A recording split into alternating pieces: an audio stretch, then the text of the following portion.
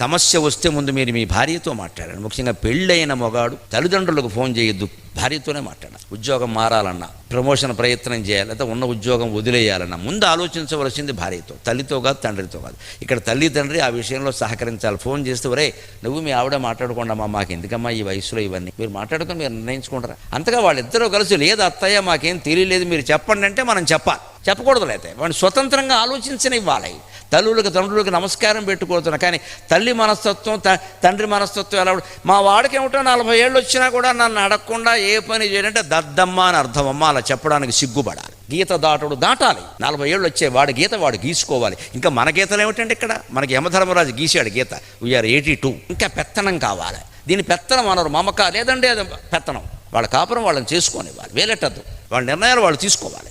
ఈ తల్లి ఎంత తెలివైందో ఆ భార్య ఎంత తెలివైంది. స్త్రియో హినామ కల్వేత నిసర్గాదేవ పండితా